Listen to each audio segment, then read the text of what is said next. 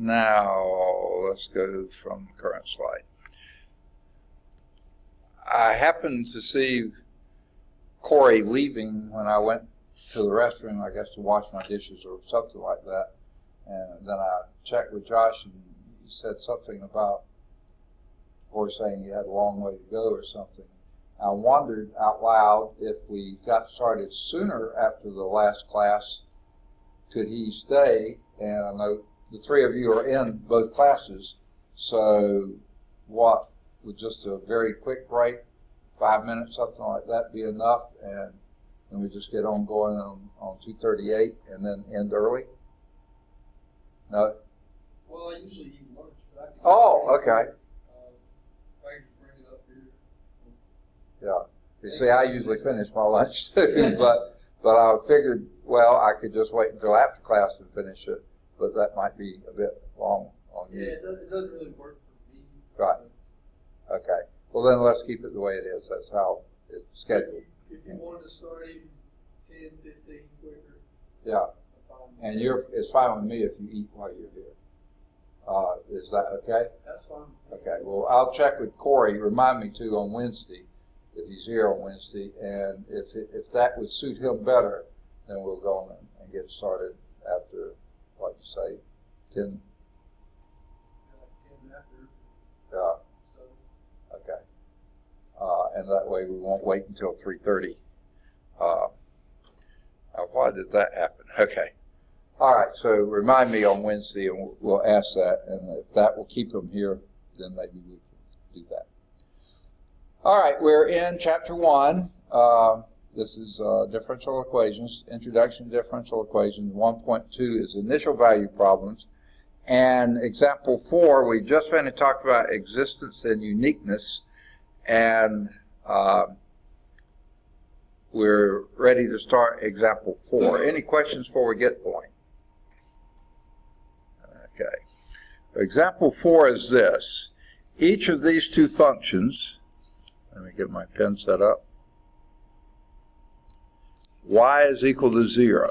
Okay, that's a pretty exciting function, isn't it? And y is equal to 1/16 x to the 4th. They claim they both satisfy the differential equation dy dx is equal to xy to the 1/2. Okay. And the initial conditions, y of 0 is equal to 0.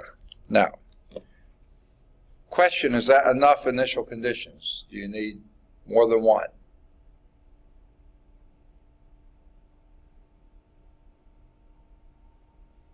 No, because it's a first-order differential equation. Doesn't matter what the exponent for y is or x or anything else. It's a first-order differential equation. You only need one initial condition. Now, they didn't tell us to do so, but let's do so. Let's verify this. For y is equal to 0, what's y prime? Or dy dx? Probably one of the easiest questions. No, the first one. No, the first one. Y is equal to 0. 0. Okay. Yeah. And y prime here is, that's what you're getting ready to answer, 1/4 x cubed. Okay, let's plug each of those in and see if we, now we also need one other piece of information. Since this has a y to the 1/2, let's also figure out what y to the 1/2 is here. If y is equal to 0, what's y to the 1/2? 0, another easy question. And if y is equal to 1/16 x to the 4th, what is y to the 1/2 there?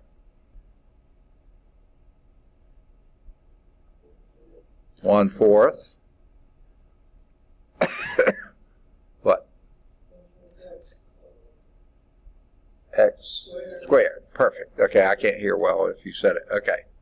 So let's plug in what we got there. Dy dx, which is what the y prime is, 0 is equal to x times 0.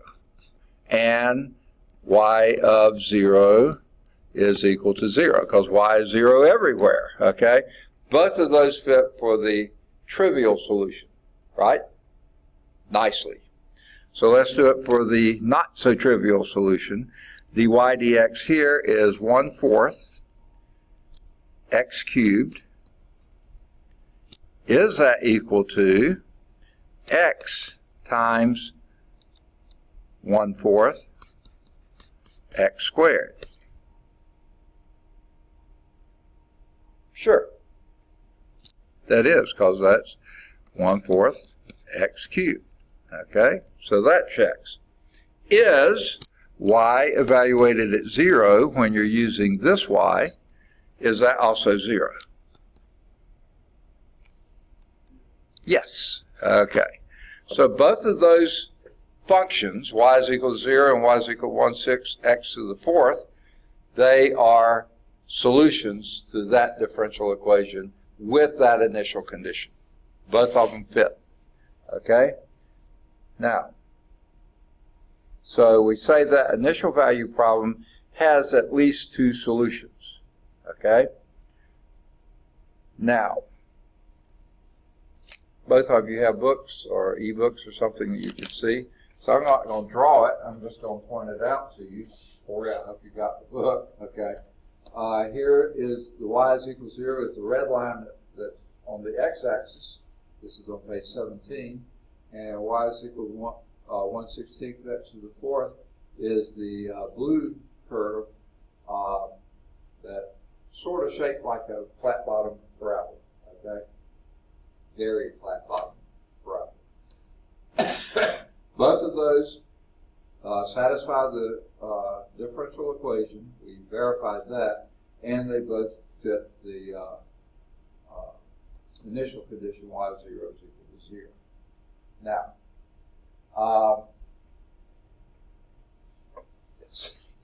they sort of see a little bizarre wording here. Within the safe confines of a formal course in differential equations, one can be fairly confident that most differential equations will have solutions, and that solutions of initial value problems will probably be unique. Real life, however, is not so idyllic. Therefore, it's desirable to know in advance of trying to solve an initial value problem whether the solution exists, and when it does, whether it's the only solution to the problem. Since we're going to consider first-order differential equations in the next two chapters, we state here without proof a straightforward theorem that gives conditions sufficient to guarantee existence and uniqueness of a solution to first-order differential equations. Wait until chapter 4 to address second order and higher. So, here is that theorem. Theorem 1.2.1, existence of a unique solution.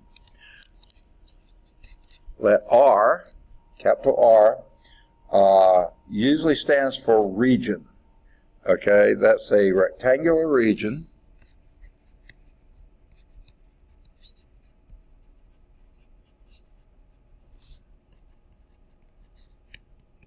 Okay, rectangular region in the xy plane.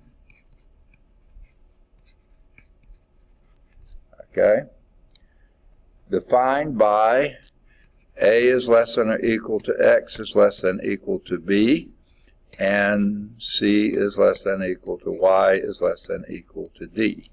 Two of our favorite ways to describe, one of our favorite ways to describe a region in the xy plane. And they contain, my writing is awful, the point x0, y0. Somewhere, x0 is somewhere between A and B, and y0 is between C and D. In the interior, that's why I say within that. X0 can't be A or B, it has to be in between the two, and y0 can't be C or D, it has to be in between the two. Okay, in the interior. Okay. If f of xy, okay, that's some function of x and y, and the partial of f with respect to y are continuous. Time out here. All three of you are now in 227. And in 227, we haven't gotten to partial derivatives yet. So, where necessary, I'll show you how to do the partials. They're pretty simple. Okay, have any of you done partials before? At least, huh? I don't think so. Okay, probably wouldn't have. Bill may have done some in the past. But if they're continuous, we'll get to it in a minute. Let's go on and finish this. Continuous on R, in that region R, then there exists, okay,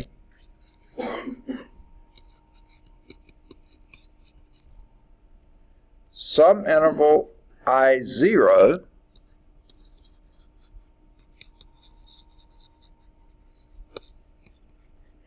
okay, and here's what that interval I0 is.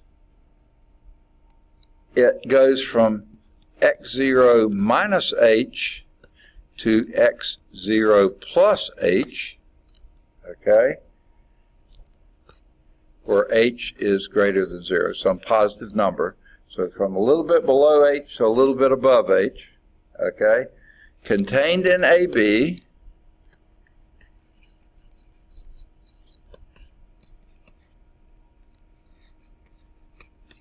okay, now, x minus h, okay. I can almost hear you thinking, well, if x0, y0 is in the interior of that, what if it's really close to a? But then I subtract h from it, will that push it outside of a? No, it can't. It has to be a small enough h so that that interval is also inside the capital I interval, which is this one, okay? They didn't specify, did they? Yeah, and, okay. They didn't call that, but the capital I interval is A to B and C to D, okay? It's usually just in the X, A to B, okay? So this is your I sub 0. And there's so much here. This is such a long sentence, it's sort of like St. Paul wrote it or something. And a unique function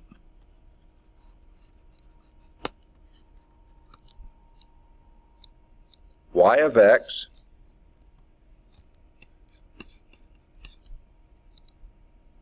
defined on this I0,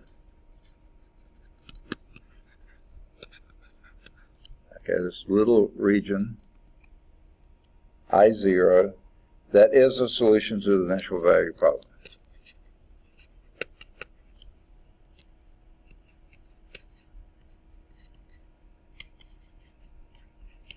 Initial value problem. Okay. That just seems like blah, blah, blah, blah, blah, blah, blah, blah, blah. Okay, let's see if we can. R is some rectangular region, A to B, C to D. Okay? That contains this point, x0, z, y0, somewhere in the interior. Okay? If f of xy and the partial of f with respect to y are continuous. Now, they just came up with f of xy.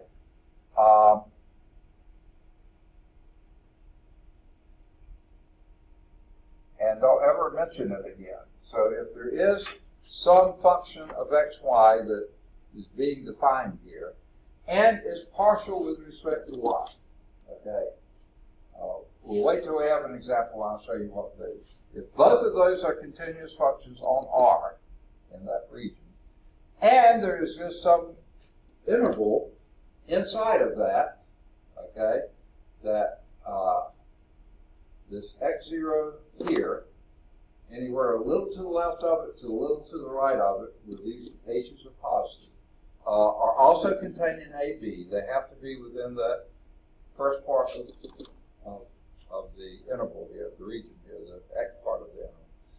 And a unique function g of x defined on I0, this is this right here, that is a solution. That's ugly looking at SOLN, solution to the IDP. There is a unique function, G0.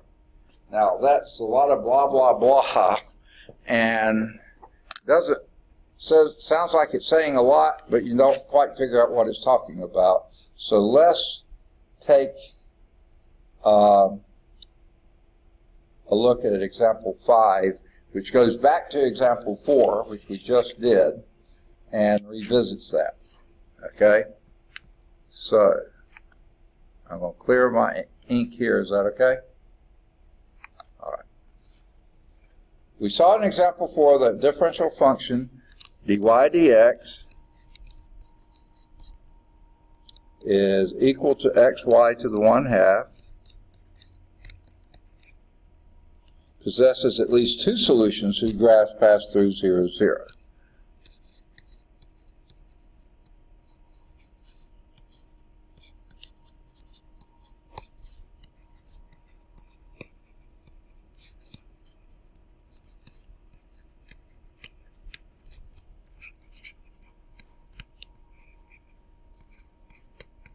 Okay, and remember 0, 0 was our initial condition. X equals 0, y is equal to 0.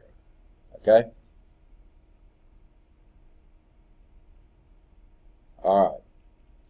So here is our xy. This is what this is your f of xy that we were mentioning in the formula there. That's xy to the 1/2. That's what your derivative is. Okay? Now, here's how you take a partial of that function f with respect to y. Okay? This will take all the thrill out of Cal 3 when you get there. Okay? If you're taking the partial derivative, that's what these little curly things are from before, partial derivative, you take that with respect to y. That means you count any other variable as if it's a constant. So the partial of this thing with respect to y, count the x as if it's a constant. So that would be, you're only taking derivative with respect to y, and what would that be? 1/2 X times y to the 1/2. Negative 1/2, exactly. That would be 1/2 x to the xy to the minus 1/2. Okay? That would be the partial with respect to y. Okay? Now, they wrote it slightly differently. They wrote it this way, x over 2y to the 1/2, which is another fine way to write it. Nothing wrong with that. Okay. Now, what's required is that both this, which is what your partial, your derivative is, and its partial, they have to both be continuous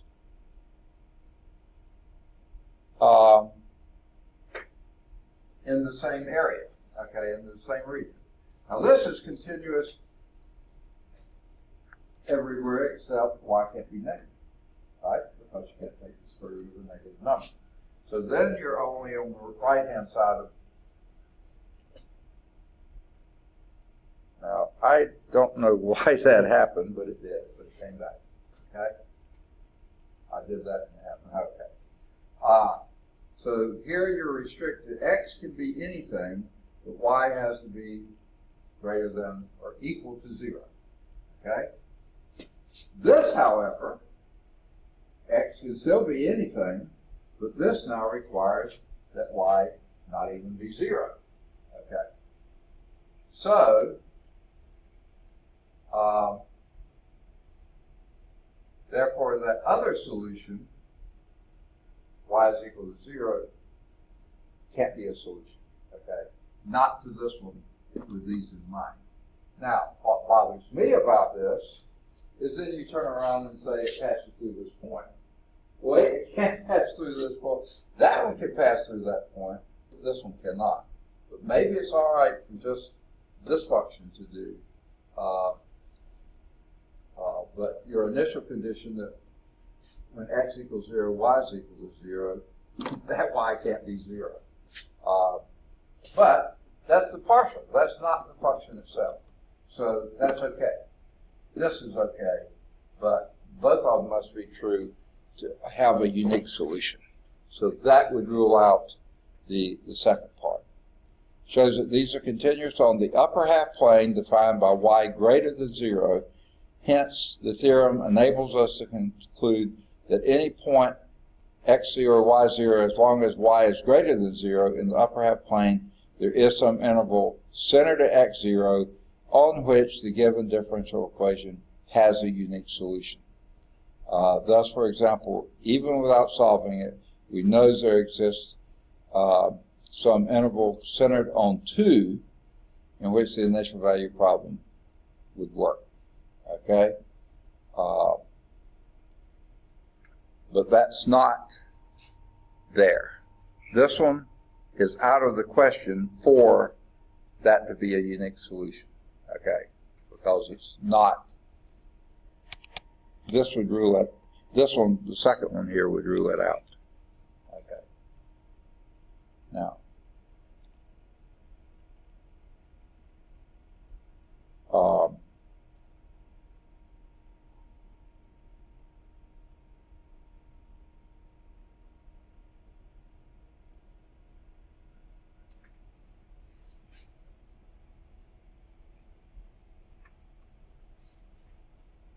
I don't know if it's worthwhile to do anything else with this or not.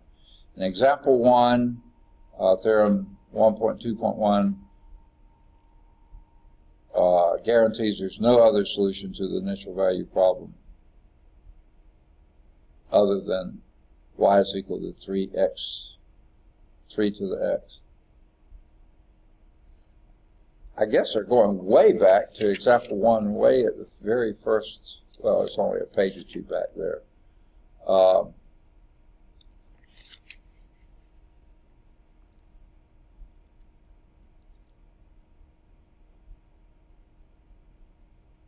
Okay, and if you go back there, you see y is equal to 3e to the x is, they say, a solution.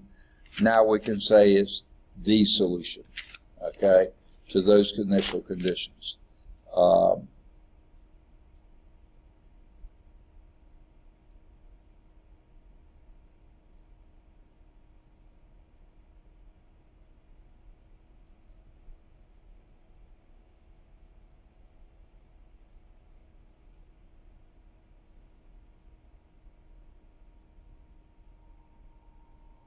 Oh, I see there's an A and B part, and that's where the B part comes from.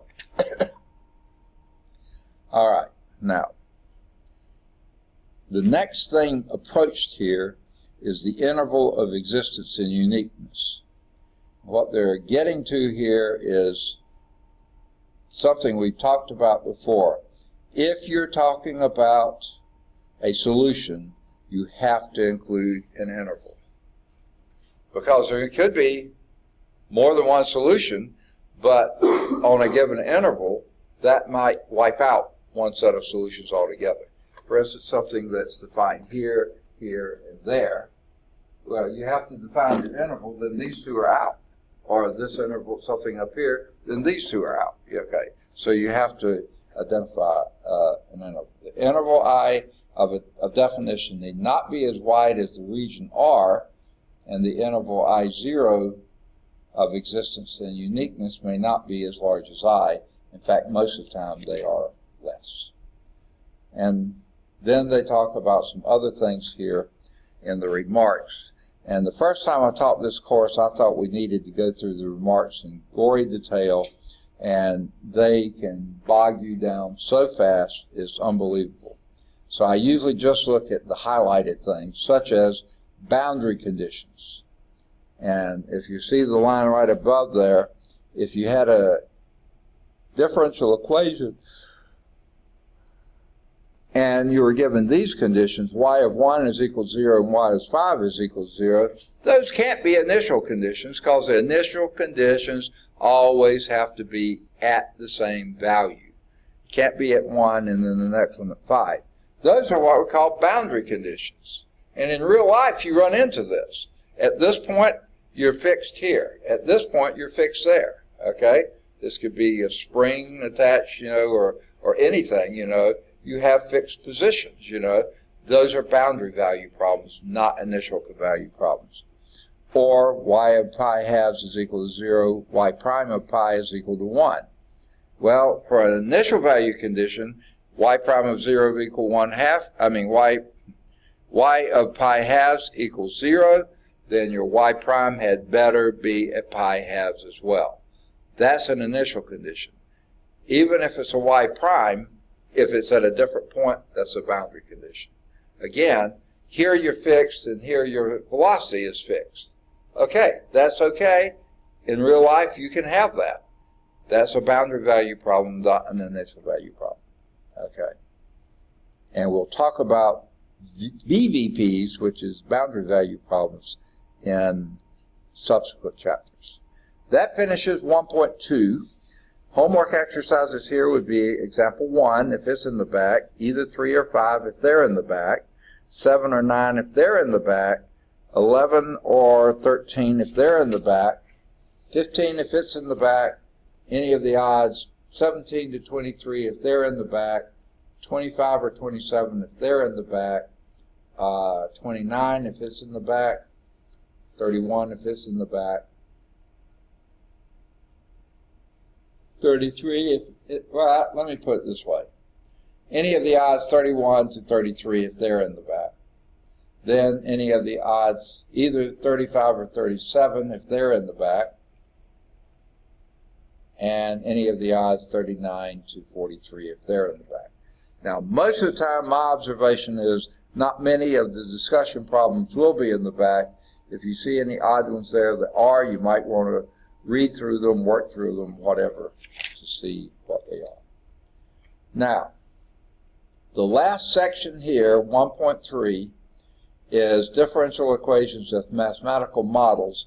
We're not going to do all of these in gory detail, but just want to give you a sampling of what in the world we mean of real life situations where you will be using this.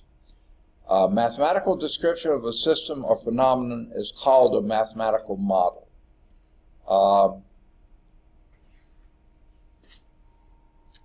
I also teach physics, and I can't remember if either of you had physics or planning to have physics or not. I've got physics 1. Yeah, you're taking physics 1 now. You said that before. I remember now. Okay. Now, you're not going to run into this in physics 1 yet, I don't think. But when we were first, Western civilization was first beginning to cope with and understand electricity and magnetism. At first, they were thought to be completely separate, not even related to each other's disciplines. Magnetism were needles that pointed to the north, and electricity was things that shocked people. That was about it of the early understanding. Later, we found out that we could produce electricity with battery-type situations, dissimilar metal with electrolyte in between. That would produce an electrical current. And then much later we found out you could generate electrical currents, a different kind of current, alternating current, but there you had to have a magnet involved. So it began to be the case that people said there's some connection between electricity and magnetism. Now, a few of the early observations were you can't have a magnetic field unless you have a moving charge. One connection between electricity charges, magnetic fields, as a result. Had to be moving though. Static electric charge has no magnetic field about it. Has to be moving. Then it induces a magnetic field. And later they found out a changing magnetic field produced an electric field. Whoa, what's going on here? Well, one really brilliant mathematical physicist, a Scottish guy named James Clerk Maxwell, though his middle name is spelled C-L-E-R-K, like his clerk, but the Scottish pronounce things however they want to. And they really do. I mean, we visited in Scotland. My wife's niece was doing a master's program over there. We went over to visit with her. And something can be a holy rood here and a holy road somewhere else, or they just, however they want to pronounce things, it comes out that way. But it's actually pronounced Clerk Maxwell, James Clerk Maxwell. How he did this, I'm not really sure, but he came up with a series of differential equations, partial differential equations, by the way, which define electromagnetism. And it was the second partial derivative of one related to the second partial derivative of the other, how they related to each other with certain boundary conditions and stuff. He came up with 4 equations. May have at one time been more than 4 equations, but later was condensed down to 4. And they're called Maxwell's equations. But the technology was not such that they could even test these things. It was just, he saw that this had to be the relationship. And how he did that, I don't know, but he said, this fits what we've observed so far. Later when, I think Heinrich Hertz, who the unit for frequency, Hertz, is named after, I think by the time he came along, they had developed the technology well enough to be able to measure some of the things. And sure enough, James Clerk Maxwell's 4 equations fit like a glove. Without any modifications whatsoever, they fit the data perfectly.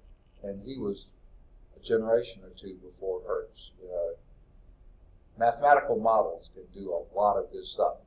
Now, they can fit things pretty well, and then when you get into super gory detail, things can fall apart. Well, that happens too.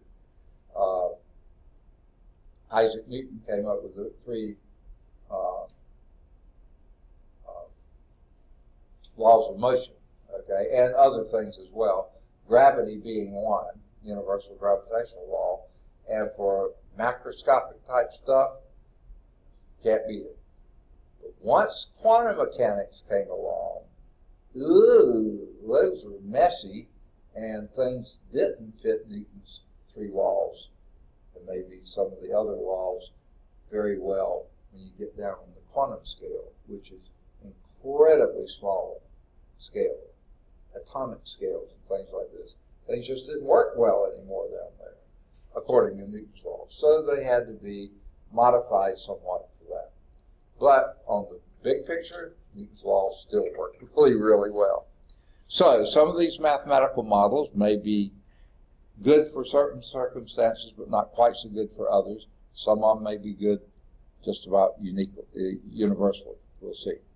Now, construction of a mathematical model starts with identifying the variables that are responsible for changing the system. A lot of research is like this. Figure out what variables are involved here, because some may not be, okay? And then also, this is where perhaps I was just talking about with Newton stuff, the level of resolution that the model, because it may be really fine type stuff won't fit, but at a gross enough scale they will.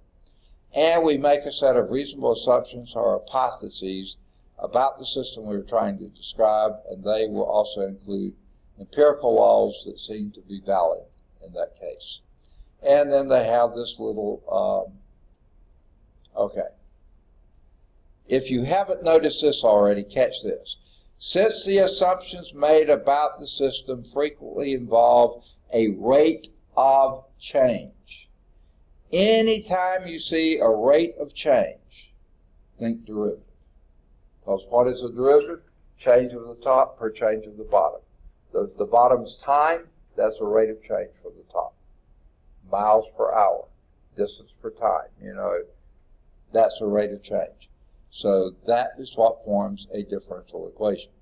Now, it may be the rate isn't a time rate, like how rapidly is your vehicle guzzling gas. That would be distance per gallon, okay, miles per gallon.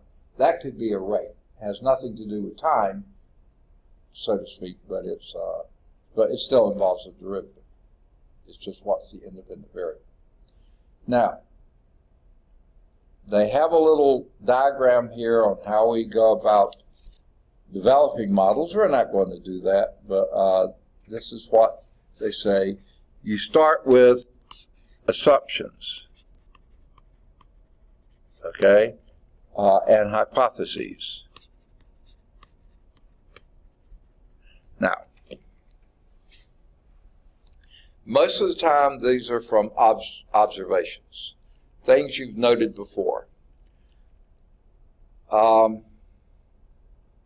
I was on the master's program, I was actually in agronomy, soil fertility and fertilizers. I had gotten out of physics, trying to get to soil physics, but for a reason wound up in soil fertility and mineralogy instead. Okay, availability of professors in the various areas, what did it. So we did a lot of stuff with growth of plants, nutrients, that kind of stuff. And there were some pretty obvious observations that if the pH of the soil got too low, plants just didn't do well. So then came the idea of what level of pH is optimal. So the assumption was pH was important there. There was an assumption. Hypotheses, a certain crop, may have very sensitive roots to pH. Too low pH is going to burn them and the roots won't uptake nutrients well. Too high pH, yeah. So you had some hypotheses there. My wife works with a virus. She's a researcher at UAB, cytomegalovirus, which causes hearing loss in young children. She wonders if I had it when I was young. Okay. But in her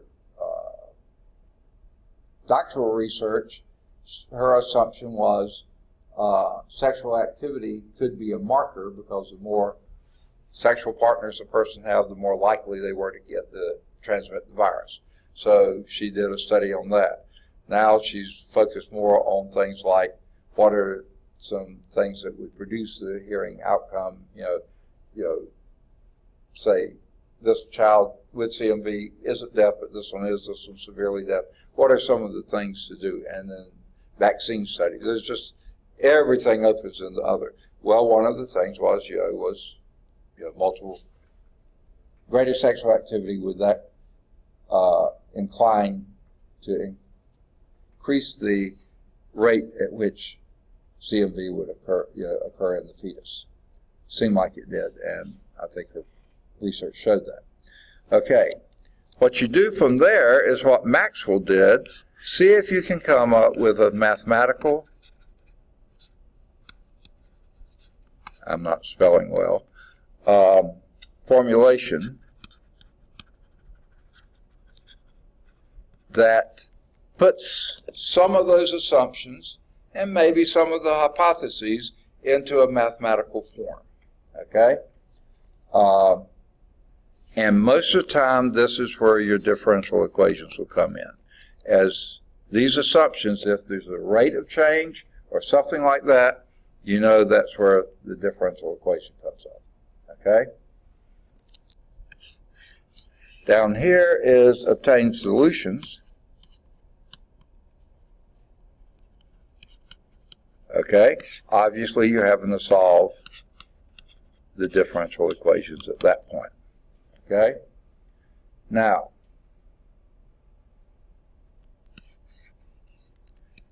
check the model with known facts. Okay? There is where basically you make predictions based on your model and see if they come true. Okay? And then here's where you alter. If not everything worked out well, are there some things you need to do to alter assumptions? Perhaps you were putting too much emphasis on pH and not enough on nitrogen availability or something like this. Or you might find that there's confounding, that you change this, it changes that, and sometimes it's beneficial, sometimes it's harmful, So you might have to alter some things. So round and round and round it goes, perfecting as you go. Or saying, hey, this isn't working, starting with something new. Or, hey, this seems to fit the bill no matter what we do. Our predictions come true vast majority of the time. Okay? So that's basically the process, steps in the modeling process. Okay? A mathematical model of a physical system will often involve the time t. Solution of the model then gives a state of the system at that given time t. Okay? And then later you might go into some other state. So let's just look at some of the differential equations as mathematical models.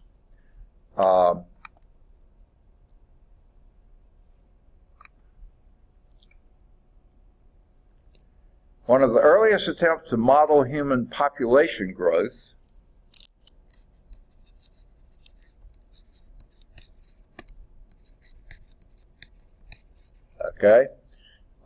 by means of mathematics was an English clergyman, an economist, wow, what a combination, named Thomas Malthus.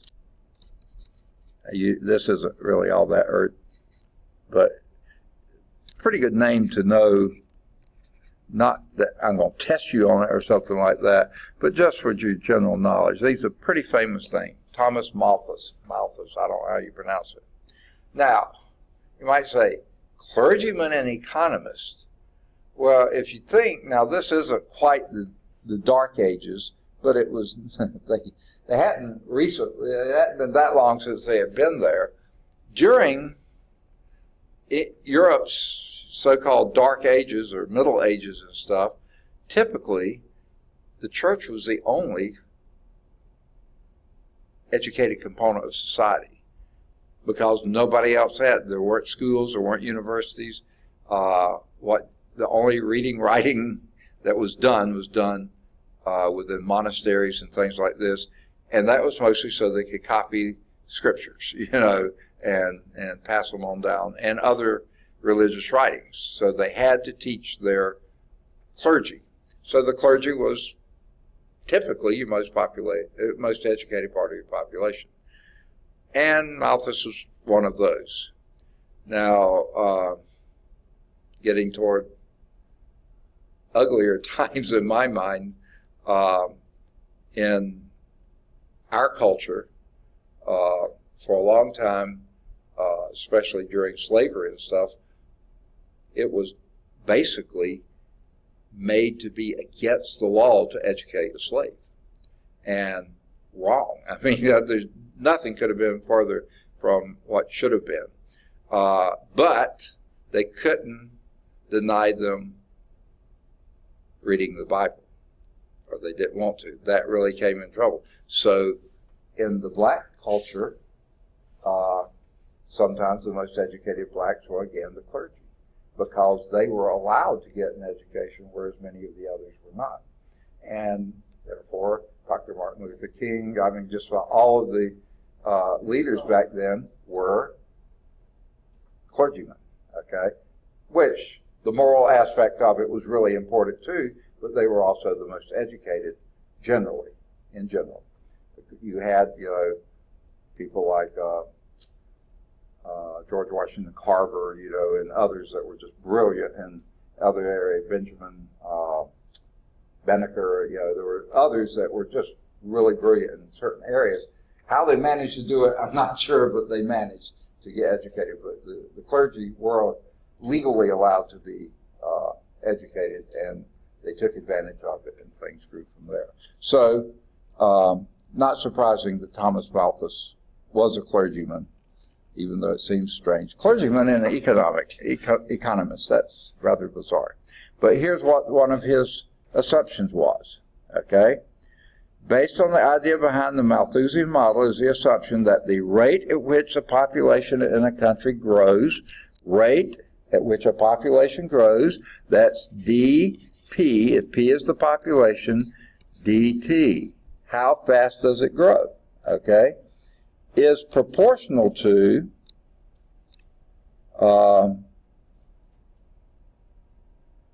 and there's a symbol for is proportional to, it's this sort of looks like a fish, okay, is proportional to the population itself, okay?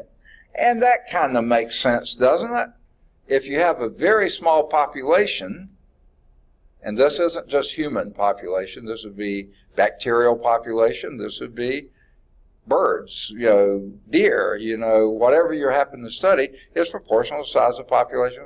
If you only have a few species there, it can't grow very fast, okay? A few samples of the species, because there's only so many mating couples that would be viable, But if you have a huge population, boy, the rate can pick up really, really fast. This was one of his assumptions. Now, how you replace the proportional is this. dP dt is equal to some proportionality constant times P. Now, that constant can be a large number, a small number, fractional number, decimal, it can be all sorts of things, but that's your constant proportionality. So from now on, we'll just, some of them may have proportional, or we'll just put equal K. Is proportional to, is equivalent to, is equal to some proportional constant. Okay.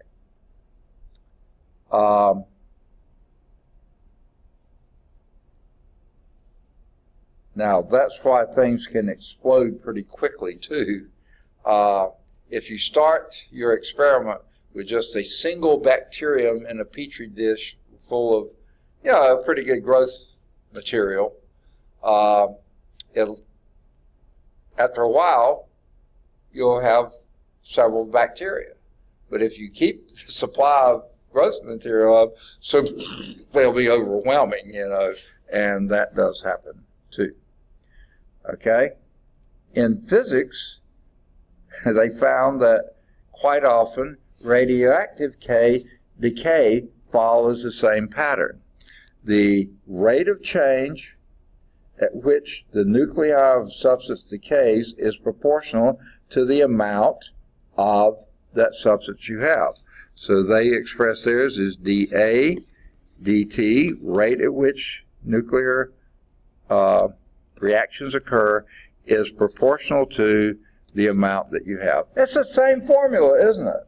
It's just you're talking about something quite different. In this case, the rate could be decreasing because it's a decay process. So in this one, it's an increasing population. But it's still the same differential equation. dA dt is equal to some K. They just use K. I think it's called the German's K constant. It's spelled with a K, A. Now, this may be a very different K from a population problem, but it's still some constant of proportionality for your particular system. If it's exponential decay or growth, for growth, like here, typically the K is positive. For if it's decay here, like radioactive decay, then the K would be negative, okay? And it could go on that way.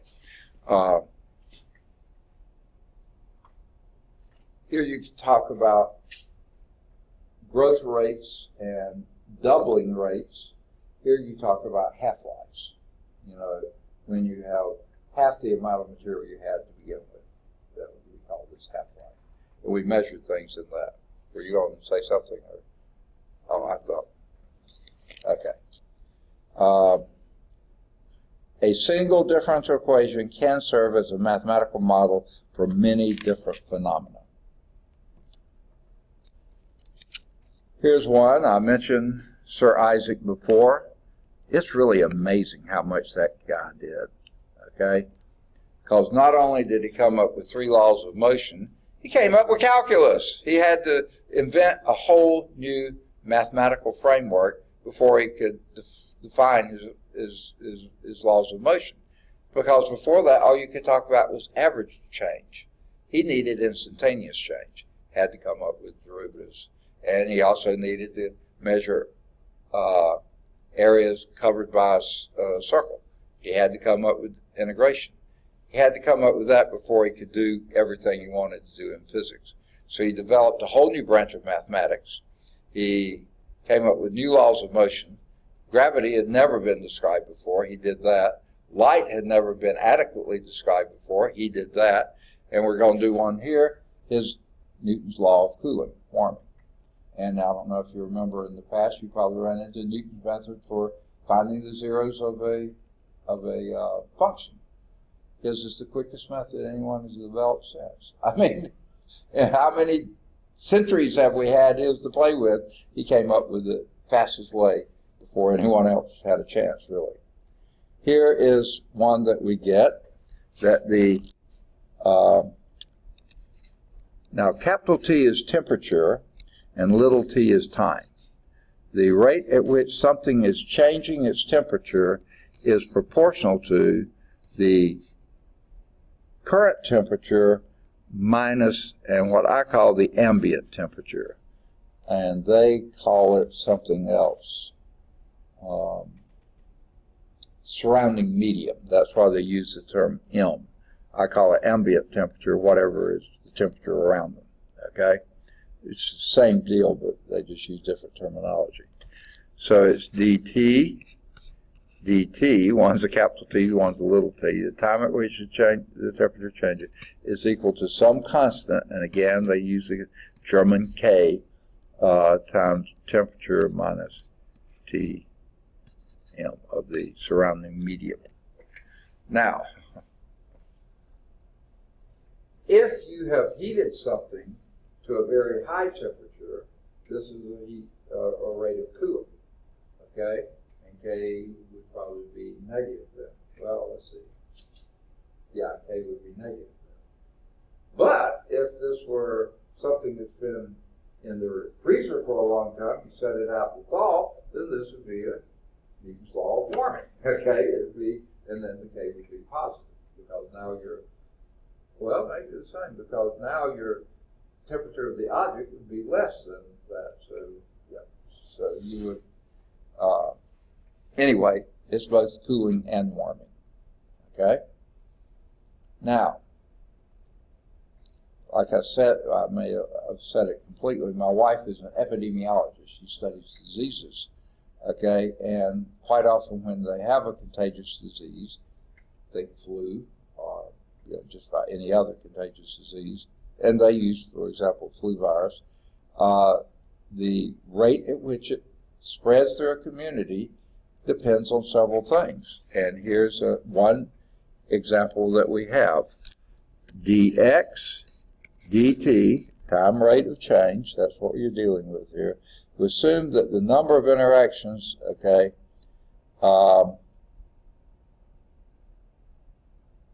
let x of t denote the number of people who have contracted the disease. X of t, number who have contracted the disease. In other words, those who have either been exposed and don't know they have it, or they've been exposed and currently have the disease, or they've been exposed and even are over the disease. That's X of t, number who have contracted the disease. And then the y of t would be the number of people who have not yet been exposed. Y of t number not yet exposed. Okay?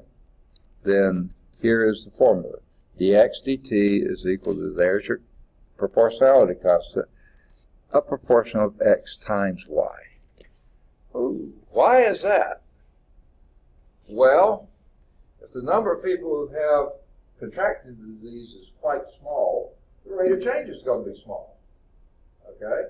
Even though the number of people who haven't contracted it might be quite large. Okay? But on the other hand, if the number of people who have contracted it is quite large, but the number of people who haven't is very small, there's no one to give it to. So in both of those cases, that's why you need the product there. Okay? And this kind of differential equation will lead to what you call a logistic solution. And typically the curve does something like this. The book doesn't get into this, but I just find it interesting.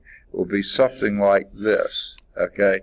When the rates are very low, no one's been exposed, but you're rated. But then once more people get exposed, it goes up and you have almost a vertical. I mean, that's when you have the really severe. But then when too many people have been exposed, not enough haven't been, so the rate evens off. Okay? And the rate goes back to, the rate is near zero here, the rate is near zero up there, but it's extraordinarily high in the middle. And that's your, that's called a logistic curve. And it's not just for this, it's for other things as well. And again, same differential equation can solve supply and demand problem. If you have too much supply, you're not going to be moved, or too much demand. Yeah, I mean, but not enough supply, so I don't know for sure that fits well, but you see there's lots of things that could be done like that. So there's yet another way you can deal with this, because if your population is a fixed number, then your y depends on your x, because y would be p minus x. Whatever your total population is minus x, either they've been exposed or not exposed, so there is a relationship there as well. So you can rewrite that, and that's what they do next. And you don't have to know these things. This is just a dx dt. If you use the total population, they use n rather than this, is k times x. Okay, they don't put parentheses out. Try to write it the same way they do. Kx times, instead of y, they use n plus 1 minus x. And that is a little bizarre. Where's the plus 1 come from? And it's kind of like that's the person who makes a change, or you would think it would just be n minus x, but they have to have the plus 1 in there for some reason.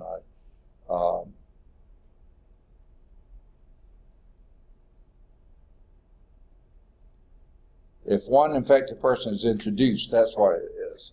If your X and Y population are there, and you put in an exposed person or a non-exposed, then that's where the plus 1. If you inject someone new into the population, and that's how you start the disease. Okay, so lots of ways to express differential equations. Okay. They show some chemical reactions here, and they talk about first order reaction and then later second order reactions. And without getting too bogged down, both of you had chemistry or not? Yeah, you have. Okay. Without getting too bogged down with it, they give actually some T-butyl chloride and T-butyl alcohol, and do some things, but then they do another equation which is a second order reaction, and each one of those would have a different type of differential equation. First order would just be something like we've seen before.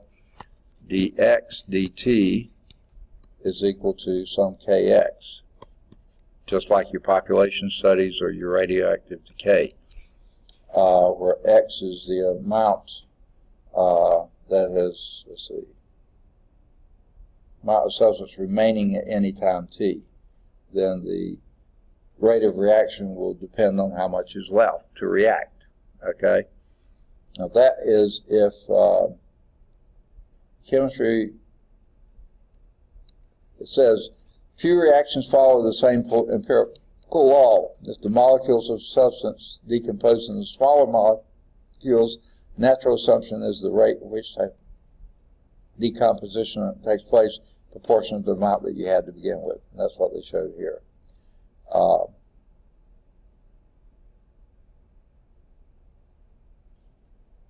But in another type of reaction, it may be that the, and this is the second rate, and this one's a lot easier to write, so I'll write this one. CH3Cl. Now that is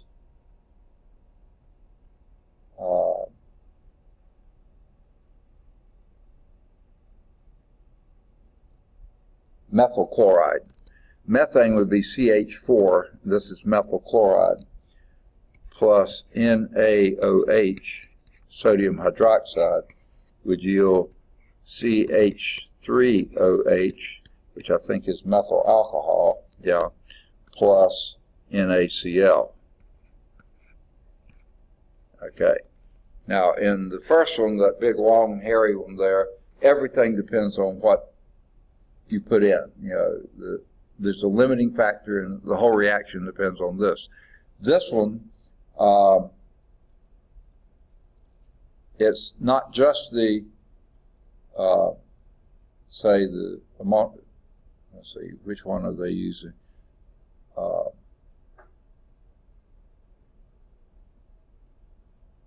It's both the remaining concentrations of the methyl chloride and the sodium hydroxide. So it'll be both of them. So that reaction will be more like this. dx dt.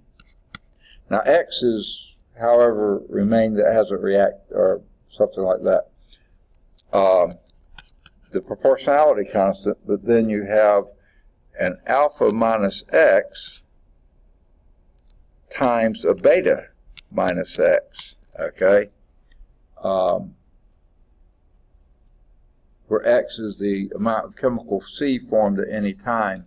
Alpha and beta are in terms of the amount of the two chemicals A and B that react to form this. So this could be, I think this could be your A, this could be your B, and you're trying to find how much this is the X. It would depend on both the alpha here and the beta there. And so it would be a product one, somewhat similar to what we had up here, okay? And that kind of makes sense as well, okay? Now, again, you don't need to know this stuff, but this is just various examples of differential equations, okay? Here's a couple more. How are we doing on time? Just a few more minutes. Let's see if we can get much of this done. Did I give y'all your test last time? First test, okay. Because none of this stuff that we're doing now is on the test. Most of it's in the first two sections. These are just examples of how you use it. Mixtures, okay? And I'll try to do a decent rendition of this. Here we have some stuff coming in. Input rate of brine into a system.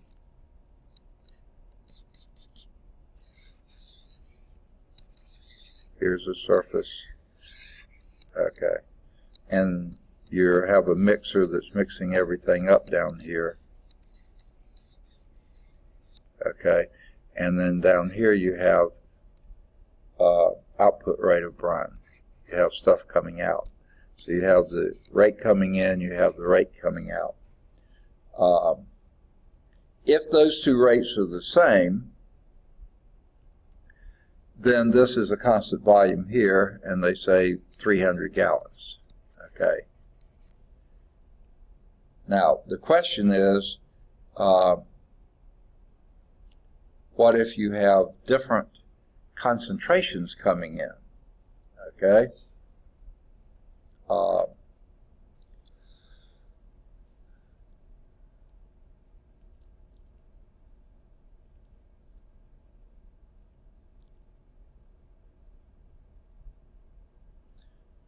The concentration of salt inflow here is 2 pounds per gallon. Now there's a rate, but that's not a time rate. Okay? And what you want to know is what's the rate of salt leaving the system. Okay? You know they say this is 3 gallons per minute coming in, and you got 3 gallons per minute going out. So that's not changing. It's the concentrations that are changing. Now, if what's in the tank to begin with is, say, pure water without any concentration, then this will be increasing in concentration over time. If, however, this was a very salty solution here, and this 2 pounds, if it was greater than 2 pounds per gallon concentration, then it starts out being that greater amount, but over time lessens. So you see, it all depends on your initial condition. What is your initial concentration here? You know, those two are, that one's fixed, this is your variable, depending on what this is. If this was lower than that, then this is going to be an increasing concentration coming out. If this was higher than that, then it's a decreasing concentration coming out. And finding the rate at which it's changed, that's your differential equation. So that's what you're looking for, dA dt. This thing coming out the back, out the end down here, what is the rate, or maybe how much, what's the rate? You could have several different questions here. What is the rate in the tank at any time, which would be the same as the rate that's coming out here, okay? And that would be the input rate minus the output rate.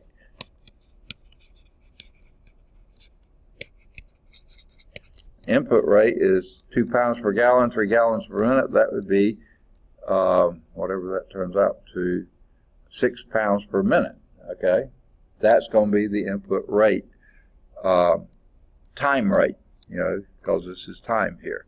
You don't want just the input rate of fluid, you know what that is, but the input rate of salt. This is your amount of salt in the system, measured in pounds. Okay, but your rate coming in is fixed, 6 pounds per minute, like I just said. The rate coming out, and they go through some pretty interesting dynamics there, but you know, they show then what the rate coming out would be. Another sort of similar problem, and this actually comes from a guy, and if you want to write on him, Torricelli's law, good Irish name, right? Okay, I know, Italian. Okay. The speed V of the efflux of water through a sharp-edged hole at the bottom of a tank. So here you have a tank that's basically filled with water to begin with, okay, but it has a small hole at the bottom, and the speed, velocity of the water coming out depends on how high the water is in here.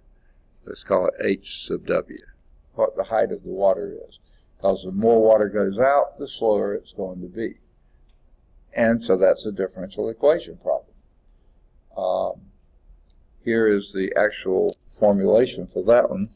dV dt is equal to minus A sub H, and you'll have to look up and see what that is. I think that's the area of the hole, okay, at the bottom.